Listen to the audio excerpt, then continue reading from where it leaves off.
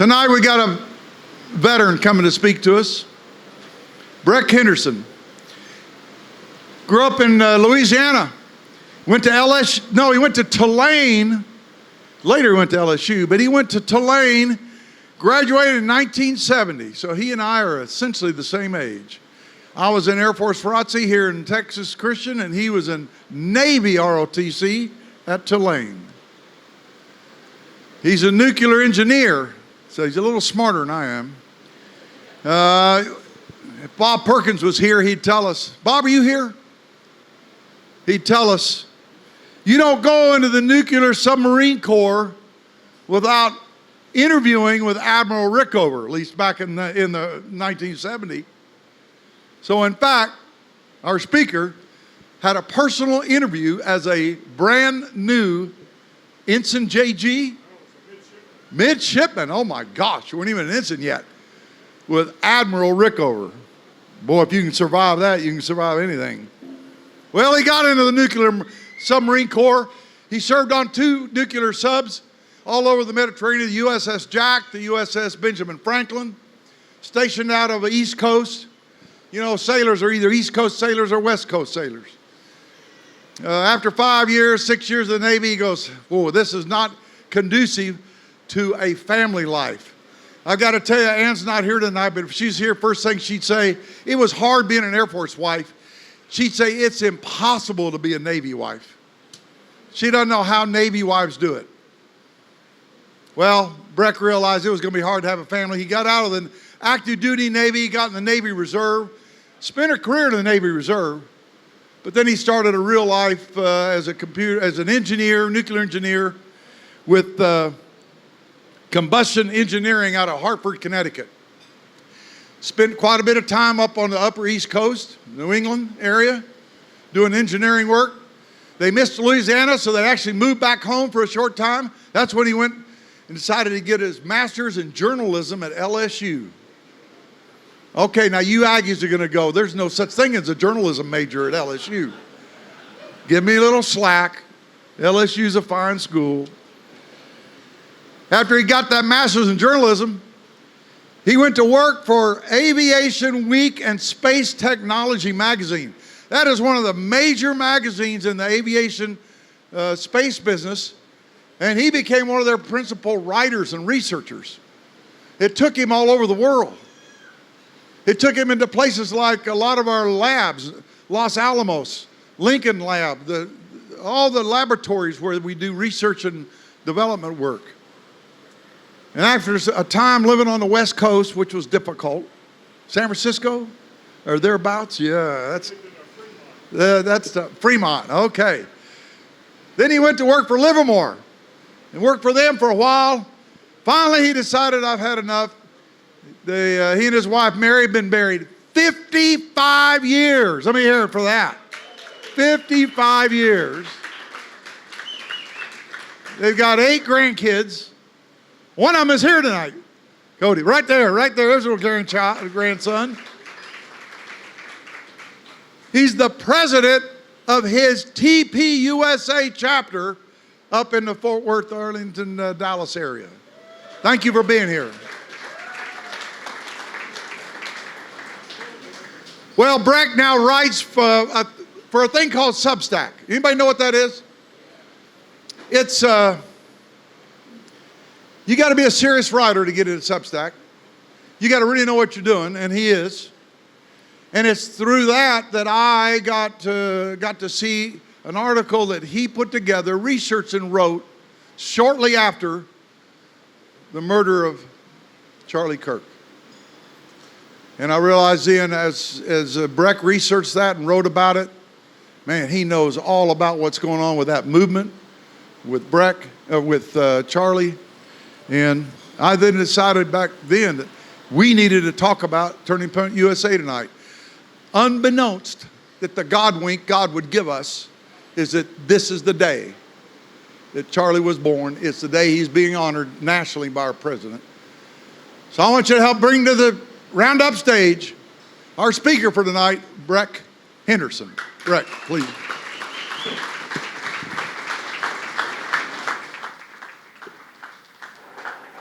Thank Thank you.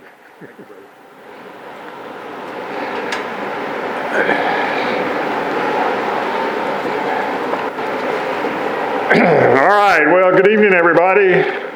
It's a pleasure to be here. First thing I want to say is I am not a professional speaker. So if I bumble around a little bit and read some stuff, I apologize right now, but I'm going to do my best to hold your attention and maybe we can discover a few things. That kind introduction kind of puts me in mind of my favorite bumper sticker. It goes, "I wish I were half the man my dog thinks I am." As Tex said, I came to his attention because of what I write on Substack. Substack is anybody can publish. You don't have to have any particular credentials. All you have to do is go online and set up your account and everything. And nobody censors what you write.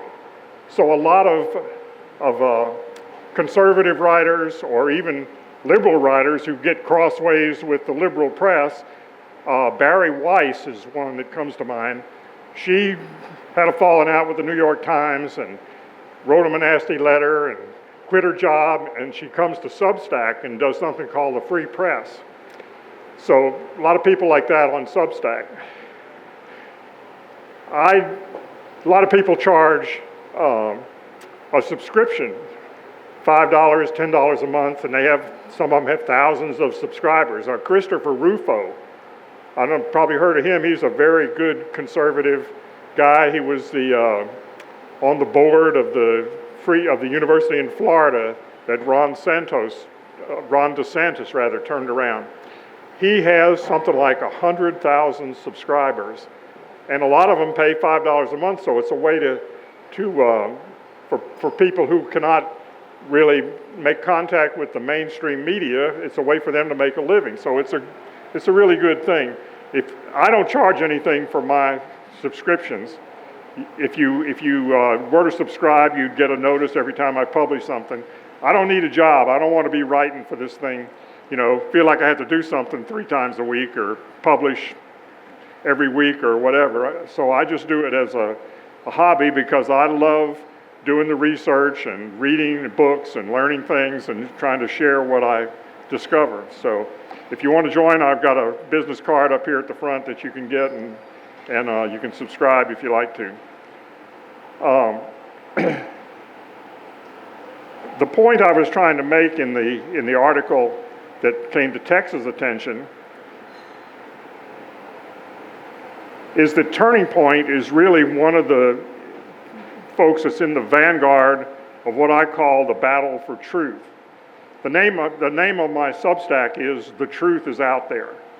If you remember the X-Files, that was their subtitle, "The Truth is Out There." And so I think one of the most important endeavors that we have as U.S. citizens is to try to learn the truth about things.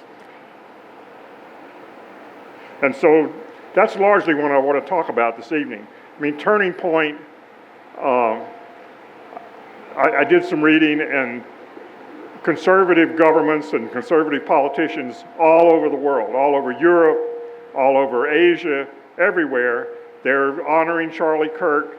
They're taking the message of Turning Point USA and using that in their campaigns. And so a lot of people on the left are sort of terrified, because when this message comes out, Turning Point is one of the vanguards in telling the truth about so many things that we hear lies about all the time.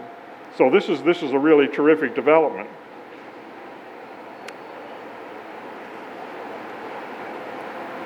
One of my favorite Bible verses is when Jesus said in John 8:32, "You shall know the truth, and the truth shall set you free." I'm a Christian Scientist. I belong to the First Church of Christ Scientists in Boston. And the lady that founded our church is Mary Baker Eddy. And I read something that she wrote recently. It says, "Our lives must be governed by reality in order to be in harmony with God, the divine principle of all being." So that's, in my mind, that's a biblical exhortation to know the truth. It's the most important thing that we can do. You can't operate, you can't function if you're living a lie. The other side, that's the other side of the coin, is don't live a lie. There's a very famous essay written by Alexander Solzhenitsyn, who was a dissenter from the Soviet Union back in the day. If you don't, and I want to read a couple of things that he had to say from his essay. If you bear with me a second here. One of the things that he observed is that the only way, pretty much the only way to force people to live a lie is with violence. And the left forces us, or tries to force us, to live a lot of lies, and thus they use violence in that effort. So here's what Alexander Solzhenitsyn had to say. When violence intrudes into a peaceful life, its face glows with self-confidence, as if it were carrying a banner and shouting, "I am violence. Run away, make way for me, or I will crush you." But violence quickly grows old, and it has lost confidence within itself, and in order to maintain a respectable face, it summons falsehoods as its ally. Since violence lays its ponderous paw not every day and not on every shoulder, it demands from us only obedience to lies and daily participation in lies. All loyalty lies in that. And the simplest and most accessible key to our self-neglected liberation lies right here: personal non-participation in lies. Though lies conceal everything, though lies embrace everything, that will not happen with any help from me. And he goes on to list a lot of things that he asked the people in the Soviet Union not to do. In other words, he said, don't write, sign, or print in any way a single phrase which in your opinion distorts the truth. You will not depict, foster, or broadcast a single idea which you can see is false or a distortion of the truth, whether it be painting, sculpture, photography, technical science, or music. Will not subscribe to or buy any newspaper or magazine in which information is distorted and primary facts are concealed. So that's how he had to avoid living a lie in the days of the Soviet Union. A fellow who also publishes on Substack named Rod Dreher, D-R-E-H-E-R. He's a very religious guy. He's Eastern Orthodox. And he wrote a book with the title, Live Not by Lies. And in that book, as part of that book, he interviews a lot of people who survived the Soviet Union, who came out, after the Soviet Union collapsed in 1989, and they are all seeing signs that the United States is on the same dadgum road that the Soviet Union was on. And they're just aghast at that. And it's a very interesting book if you ever want to see it. And I don't think there's any question that in the United States, prior to Trump's election in 2024, a whole bunch of lies were being forced on us. Without going into a lot of detail, I think I can say that COVID was sort of the paramount effort there. There were so many big consequential lies that were forced down our throats during COVID. Another point I made in my essay that Tex noticed was that today in America we're bitterly divided because we can't argue from a shared concept of reality, a shared truth. And in order to resolve disagreements, and there are going to be plenty of disagreements in every society, you have to be working from a shared reality. It's a terrible thing to have to say that. In the not too distant past in America, We could argue about something like economics, and because the debate was basically over the best way to implement free market capitalism, we could all agree on most of the things, and we were arguing over the details on how to implement that, and we didn't have to resort to rioting and demonstrations and all that sort of stuff. Well, we can't do that today. Here in my article, I quoted from a British magazine called The Daily Skeptic, and the title of the essay was How the Left Programmed Young People to Hate, written by scholars of war David Betts and Michael Rainsborough. And they said the following: we can't agree on basic reality, not because of spontaneously arising disorder. It's because the left has intentionally sowed a culture of antipathy, fertilized by theory, irrigated by resentful passions, and sustained by bureaucracies whose survival depends on perpetual conflict. A fractured society is a pliable society. The more its members despise one another, the easier it is for elites to consolidate power under the guise of adjudicating conflicting rights claims. A peaceful society cannot be radicalized. A society at war with itself, however, can be subverted from within.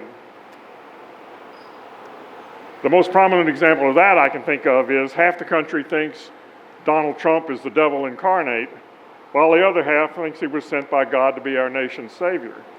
And there's no reconciling that. There was an All Kings demonstration in Arlington, Texas. So I got in my car and I went downtown and I walked up and down the street where these people were demonstrating. There was one woman with a placard, and she claimed she was an evangelical Christian, but she said that it was clear to her that Donald Trump was the devil incarnate. How can you argue with somebody about that, right? In other words, the fracturing of society is intentional. The left does not respect truth, does not respect the law, and their purpose is to destroy the world we know. Okay, well, I'm kind of assuming that just about everybody here is conservative and Christian. And so I've put together a list of issues. You know, it's nice to stand up here and philosophize about how great it is to know the truth, but at some point you got to get down in the weeds and do the research and know what each issue, what the truth is. And that's very hard to do. What I learned when I went to the No Kings rally in Arlington was that these people are sincere. They were peaceful, they weren't disrupting things, they were lining the street and waving their banners, and some of them were wrong-headed, but they were still honest people expressing their opinions, so you got to respect that. It's when they start tearing things up and when it's paid organizers and not local people, that's when I have a problem with it. But anyway, I put together a list of various issues here, and what I want to do is make a statement, and it might be one way or the other, and so I want to see a show of hands of how many people agree with my statements. And in the spirit of Charlie Kirk, if you disagree with me, I'd like you to come up or get a microphone or something and ask me a question, and I'll try to answer it. So, I really have a lot of respect for Charlie Kirk. He's a great man, and this was one of the things he did, so hopefully we may not have too many disagreements, but some of these things are big, important issues that I want to bring up. Some of them not so big, but what I want to illustrate is how difficult it is sometimes to find the truth. When I worked at Aviation Week and Space Technology magazine, one of the benefits I had was I got to go all around the country and talk to people about what was the truth. My best example is the Strategic Defense Initiative. Anybody remember what that was? Star Wars, right? Ronald Reagan, we're going to build a defensive shield. We're not going to let any ICBMs get through and destroy the United States. Well, the left ridiculed that as Star Wars. They said, technically, it's impossible. You're wasting money. It's ridiculous. Well, as a reporter for Aviation Week, I got to go to national labs like Lawrence Livermore, Los Alamos. I got to go to NASA research centers, NASA Ames Research Center I went to frequently. I got to go to big companies like Boeing and Lockheed. I got to go to the military bases all around. Talked to a lot of research people. And everybody I talked to, without any exception, said, well, you know, it's a tough problem, and we're working on it, but we all see a path to solve our part of the problem. And they were confident that once they got their little part solved, that they could integrate it together and make a system that was work. It was a great thing for Aviation Week because they were talking about space-based lasers that would use a powerful laser to blow up a ICBM while it's in the boost phase. You know, when they first launch it, it's moving pretty slow, so it's a lot easier to hit. Then they had another system that was supposed to hit it when it was up in space. And a lot of these things break up into multiple warheads, so when that happens and they start raining down, now you got a real tough problem trying to hit smaller vehicles that are going 30,000 miles an hour. So there was a lot of pieces going together in all of this. Well, fast forward from 1990 up to today, and what do we see in Israel? The Iron Dome system. We see U.S. Aegis missile defense. We see Patriot missile defense. There's a thing called THAAD, the Theater Area High Altitude Defense thing. And Iran launches hundreds of rockets at Israel, and they shoot them all down. Star Wars, right? Strategic Defense Initiative. There it is. It can be done. So, you know, I knew the truth back in 1990, and it takes, 35 years for it to fast forward into today. So anyway, let me get started with my list of things here. So here's my first proposition for you. Transgenderism is the result of an innate human characteristic that cannot be changed. Who agrees with that? Nobody? Dang. Not going to get any arguments. So we all agree that a man cannot be born into a woman's body, or a woman cannot be born into a man's body. It turns out now there's a Supreme Court case, Childs versus Salazar. They argued this in the Supreme Court just a week ago. Colorado wants to ban counseling for transgender people.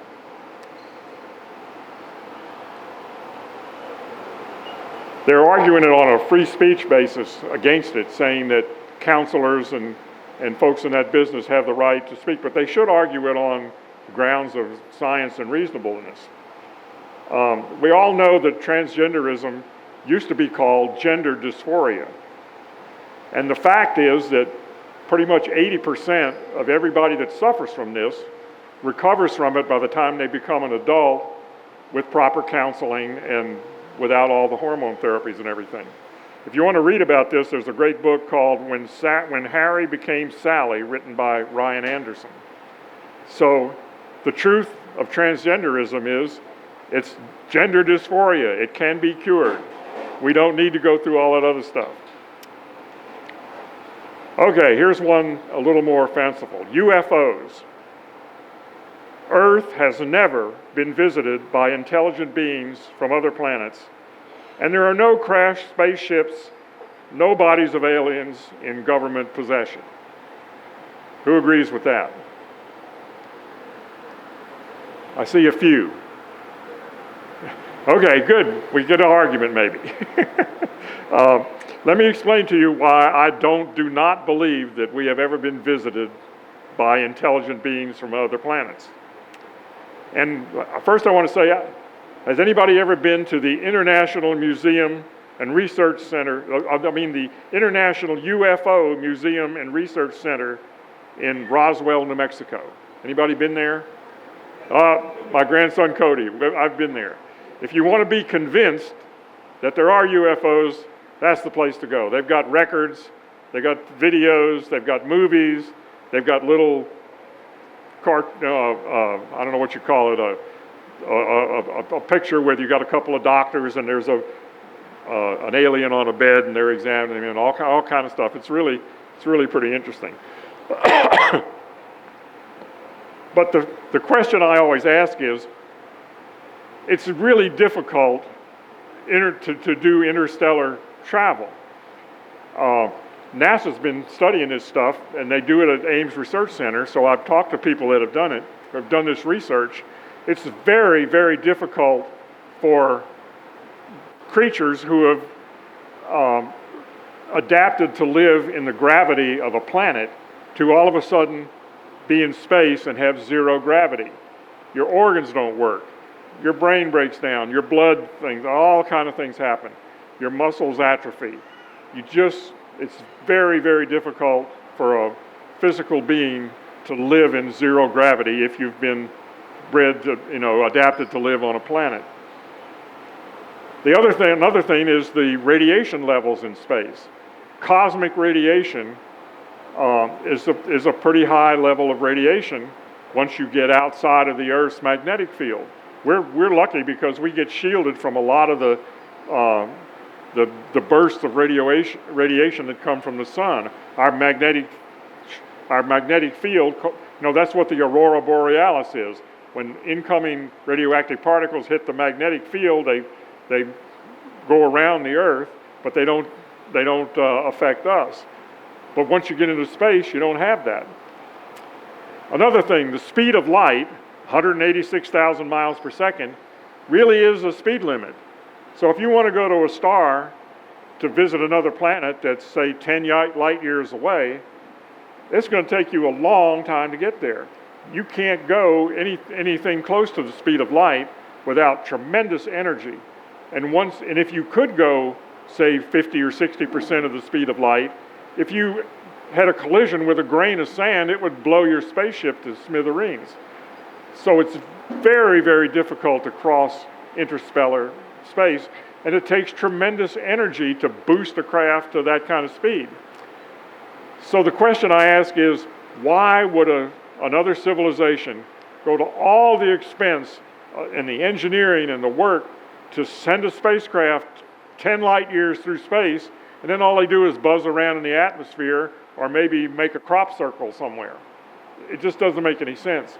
If they were actually here, they would have some purpose to be here. And if it was to conquer the planet, we'd probably be in trouble. But if they were like they are in Star Trek, where they try to be nice to us, they'd introduce themselves and share technology, and we'd know they were here. But none of that has happened. The other thing is, there's a really good book called Rare Earth, and it talks about how rare a planet we live on. There are so many factors that Earth has developed over 4.5 billion years since we were formed as a planet. We fall right in the Goldilocks zone, right? It's not too hot, not too cold, liquid water can exist. Another thing is we have a relatively large moon that keeps us stable, because a lot of planets, they flip their axis every now and then. Imagine how difficult it would be to have a civilization where even every 1,000 years, your planet flipped around, and so you didn't have seasons. The place was warm would now be cold. The place that was cold would now be hot. It would be almost impossible for any kind of a civilization to evolve in that. And that's just a couple of things. There's maybe 10 or 15 things that have to happen just right in order for intelligent life to develop.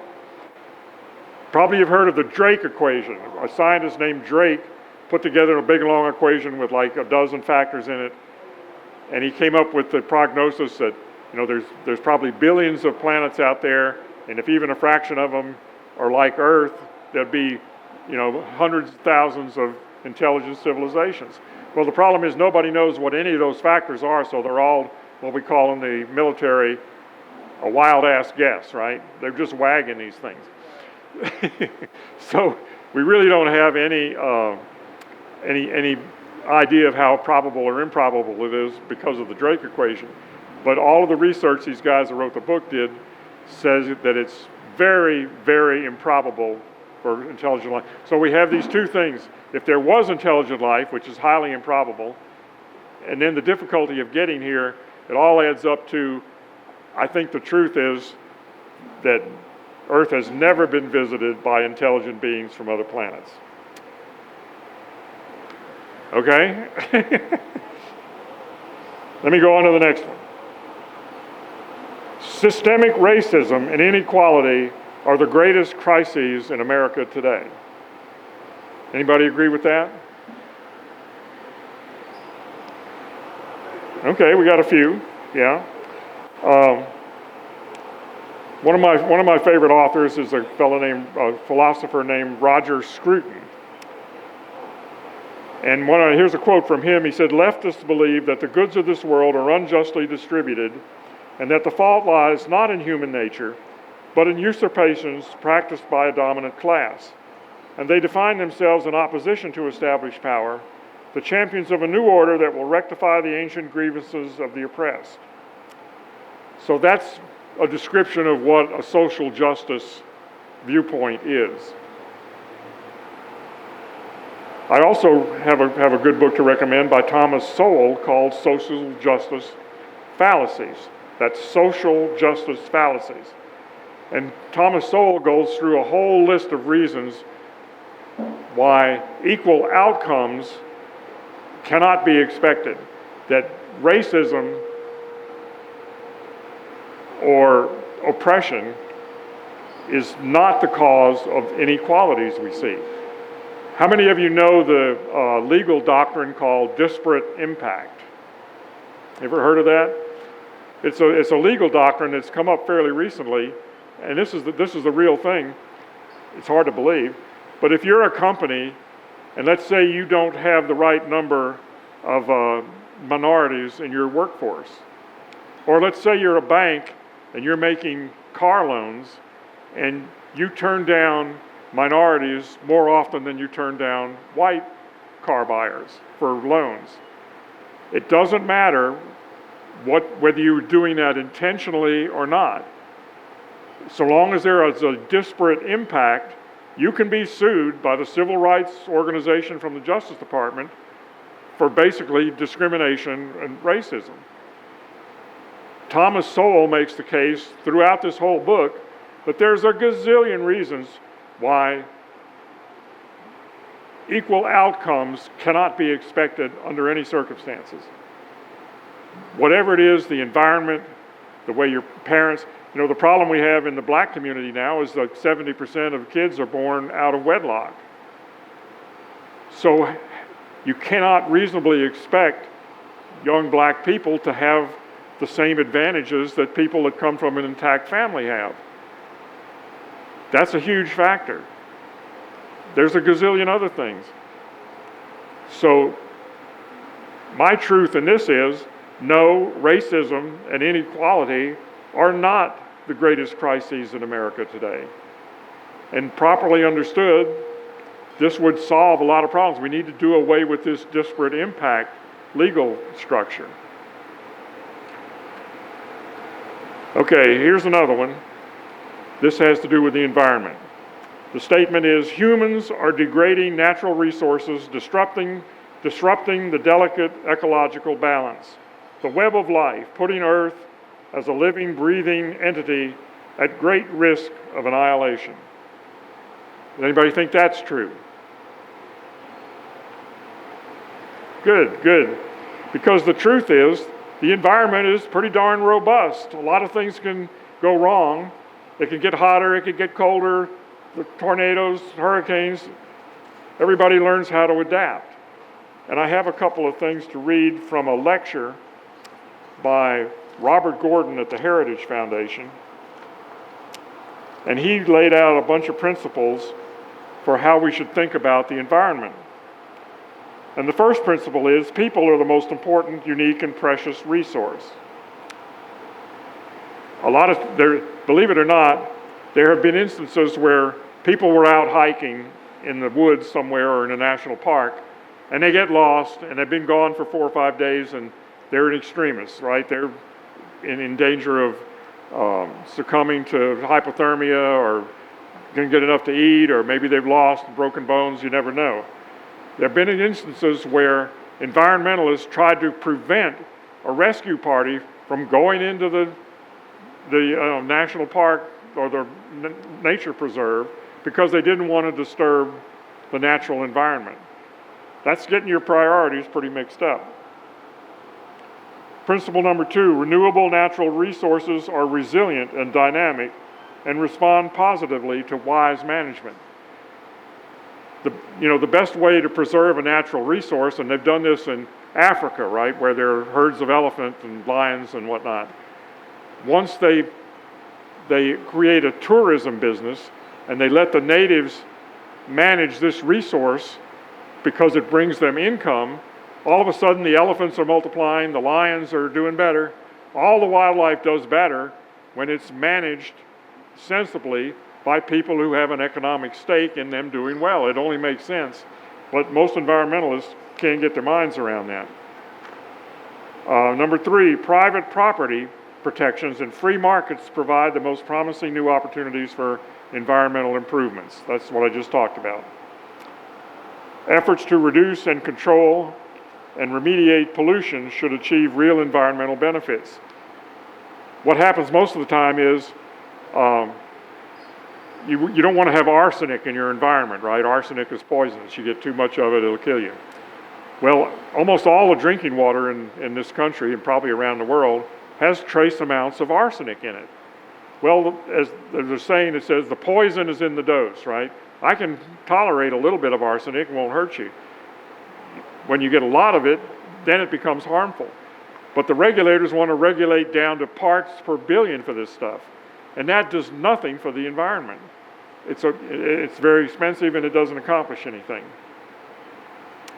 And the last principle is the most successful environmental policies emanate from liberty. And that's sort of a baseline value for us conservatives. Liberty is the thing that we're all vested in. Okay, here's another one. The primary purpose of the American Revolution of 1776 was to preserve slavery. Anybody agree with that? No, that's obviously bogus, right? But that's one of the central tenets of the 1619 Project, if you could believe it. The truth is that Great Britain did abolish slavery before the United States did, but at the time, that wasn't even thought of. There was no majority for that in the British Parliament. Nobody in Britain ever proposed that at that time. What's happening is the left is trying to rewrite history. The Soviet Union did that all the time, right? Rewrite history in order to justify the things that they were doing. And that's a terrible thing to do. That's a terrible lie, and we can't let that go on. And yet, the 1619 Project is being taught in schools all around the country. Not good. All right, here's a big one. Climate change is an existential threat to human life on Earth. Anybody agree with that? Oh, okay.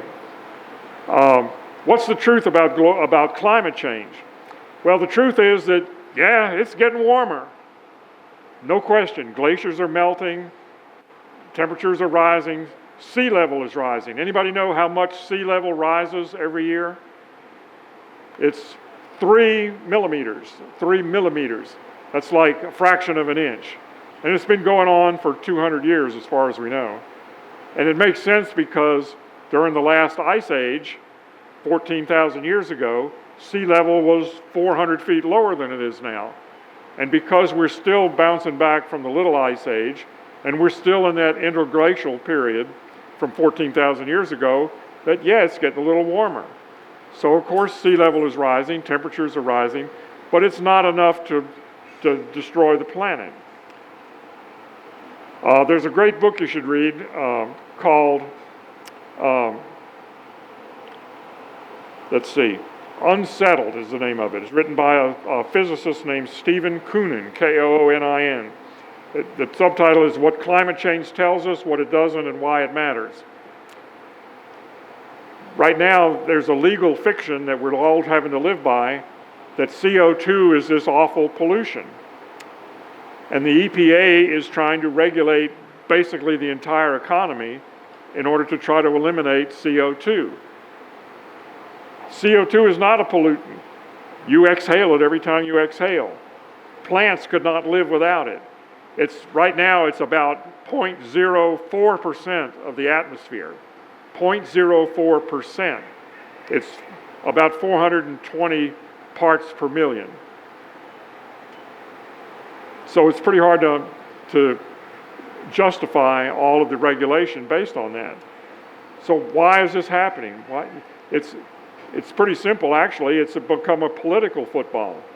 It's the justification that a lot of people who think socialism should be the law of the land, it's a justification that these folks use to impose top-down control on our economy. And that, I believe, is the truth of what's behind climate change. Okay, here's a tough one. The United States today remains a democratic republic as specified under the Constitution. Anybody get any hands on that one? A few. My wife and I went to a seminar at Hillsdale College a couple years ago called Constitutional Controversies. And the professor who was leading the class went through all the changes and all the things that have happened with the Constitution over the years. And one of the points he made was that, no, we're not living under the same Constitution that we were granted from the founders. It's we actually live in an oligarchy. How do you say, oligarchy? What the heck is that? That's a rule by a relative few elites. And these elites live in the bureaucracies like the Environmental Protection Agency and Health and Human Resources and all of the myriad of alphabet agencies that we see. Donald Trump is cutting back on these, and that needs to be done. But in fact, we're living in an oligarchy. And that's not, there's almost nothing that you can do about that, according to the iron law of oligarchy. Have you ever heard of the iron law of oligarchy? I wrote about that in one of my Substacks. There was a political philosopher named Robert Michaels about 100 years ago, and I found it in a book called The Machiavellians by James Burnham. But it makes a lot of sense, and let me read this if I may. It makes a lot of sense. Social life cannot dispense with organization. The mechanical, technical, psychological, and cultural conditions of organization require leadership and guarantee that the leaders, rather than the mass, shall exercise control. The autocratic tendencies are neither arbitrary nor accidental nor temporary, but inherent in the nature of organization. This, the general conclusion from Michael's entire study, he sums up as the iron law of oligarchy, a law which, upon the basis of the evidence at our disposal, would seem to hold for all social movements and all forms of society. The law shows that the democratic ideal of self-government is impossible. Whatever social changes occur, whatever happens to economic relations, whether property is in private hands or socialized, organization will remain, and through organization, an oligarchical rule will be perpetuated. That sounds terrible, right? No hope. We're all going to be locked in an oligarchy. But there is a little bit of hope. He says, however, from the iron law of oligarchy, Michaels does not at all conclude that we should abandon the struggle for democracy, or more strictly for a reduction to the minimum possible of those autocratic tendencies which will nevertheless always remain. Consequently, it is not the task of science to inquire whether this phenomenon is good or evil, or predominantly one or the other, but there is great scientific value in the demonstration that every system of leadership is incompatible with the most essential postulates of democracy. So that means we have to be constantly on guard to keep what is probably an indispensable consequence of just living in a big organized society. How do you do that? You know, we vote, we go to the polls and we vote, we can vote people out. But that's very difficult to do. You know, less than 40% of registered voters and not all potential voters are registered, go to the polls. So we're not getting a full participation in the democracy that we have. But we have to be on watch to reduce that oligarchy, totalitarian tendencies as much as we can. And that is why we need to cheer for the Trump administration, because they're pruning back this oligarchy that we were left with out of the Biden administration quite a bit. Okay, let me go just one or two more things. How am I doing on time here? Huh? 5 to 10 minutes. More? 5 to 10. Okay. I want to talk a little bit about Israel. You know, the Trump administration and tremendous gains, right? We're talking about peace in the Middle East. We've got the hostages released. We're moving ahead. I hear a lot of talk, even on Fox News. Isn't it wonderful? Negotiations, people got together, they sat around and talked about it, blah, blah, blah. All of that is baloney, right? What has created peace is that Israel has to live in the truth. They cannot suffer under any lies. What were the lies? That you can live peacefully with Hamas in Gaza and nothing bad is going to happen. Well, something bad did happen. The Israelis let down their guard, and that's what caused it.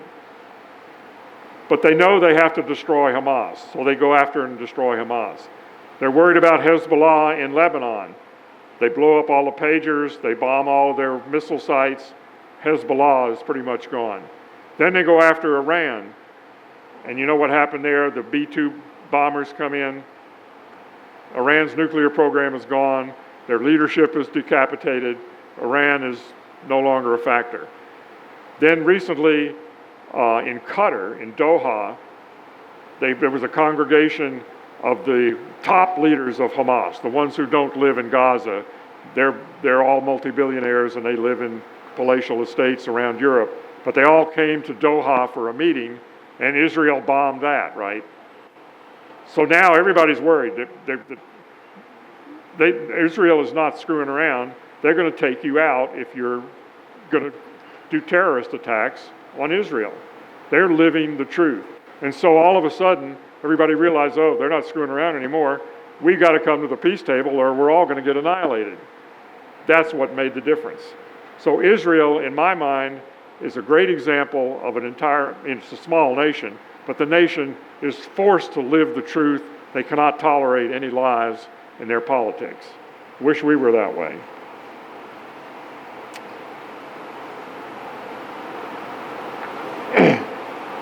Okay, two more quickly. Muslim immigrants in the United States are entirely peaceful and pose no threat to the United States. Anybody agree with that? Well, that's something that the left is trying to tell us constantly. If we don't like Muslims living in our midst, it's because we're afraid of the other. It's Islamophobia, right? But you need to read a book by Andrew McCarthy called The Grand Jihad. He traces, Andrew McCarthy was the prosecutor who prosecuted the blind sheik and the guys that tried to bomb the World Trade Centers back in 1992, I think it was. Muslims are not easily assimilated, if there can be assimilated at all, into a Western culture. Britain is having a terrible problem with it. France is having a huge problem. And we're starting to see it here in the United States. Anybody heard of Epic City? You know what Epic City is? It's called the East Plano Islamic Center City. They've got something like 400 acres. They want to build a development. They want to build a lot of mosques. They want to build Islamic schools. They claim that anybody can buy a house there. I don't think I'd want to buy a house there. So it's probably going to be a strictly Muslim area. That's not a good thing to happen if you want to try to assimilate a population into our culture. That's not going to happen. How many Muslim representatives do we have in this Texas State House today? Anybody know? How many? There's two. There's one from Sugar Land down south of Houston, and there's one from right around Arlington, Texas. And these guys introduced a whole bunch of bills and resolutions and whatnot in the House this year, and a lot of them got approved. Now, most of them are pretty harmless. You know, they want to recognize Ramadan Day or some things like that. They just want to recognize things, so the people voted for it. It's now on the calendar. It really didn't do any harm. Nobody's trying to make us live under Sharia law yet. But this is the problem that we need to be aware of. And if there's a Muslim running for Congress in your area, the other problem is New York City, right? We got a Muslim far left wacko running for mayor of New York City, and he's probably going to get elected. But we have to be aware of that. We have to get to the polls, and we have to not vote for these folks. Around Arlington, I know there's not a majority Muslim. I think there's like 30,000 Muslims in Tarrant County or something. Not all of them are in this district. And you know, there's like 500,000 people in Tarrant County. So if everybody got out and voted, this guy wouldn't have a chance of getting in office, but most people stay home on these things, and that's how it happens. Okay, well, I think I about used up all my time here, so I want to go through a closing remark. You know, any effective fight against woke, progressive, Marxist leftism is going to be called tyrannical by the left. We get this all the time about President Trump. Oh, he's a tyrant. Oh my God, what is he doing next? You know, he's going to invoke the Insurrection Act in order to combat the Antifa crazies that are demonstrating in Oregon and that are opposing ICE work. You know, they're trying to deport all the criminal aliens that came to this country over the last 4 years. But everything he does is a tyranny.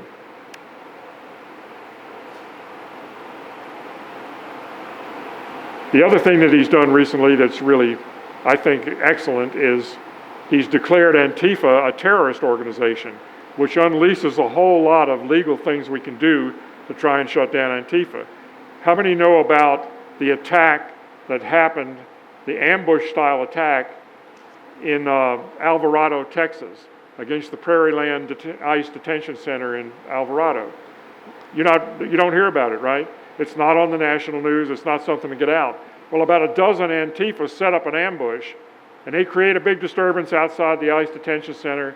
A couple of ICE agents come out, and they've got snipers in the woods, and they start shooting at them. Well, now they're a terrorist group. Trump and the feds are rounding all these guys up. They've caught 17 of them now.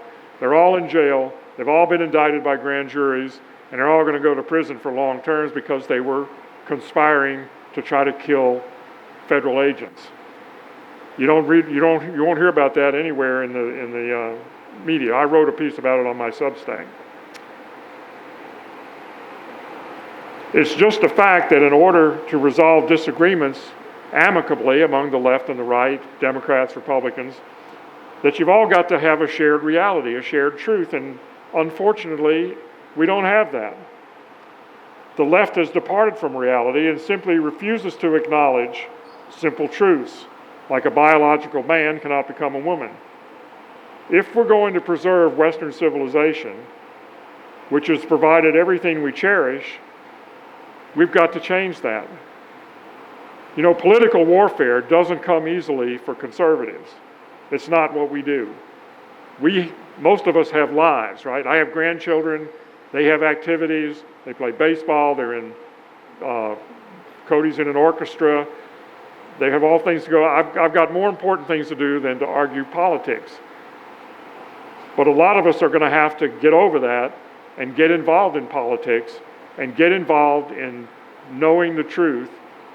That means reading the right newspapers, listening to the right podcasts, and just becoming a lot more active than we're comfortable with. Things have got to change. And that's all I have to say. Thank you.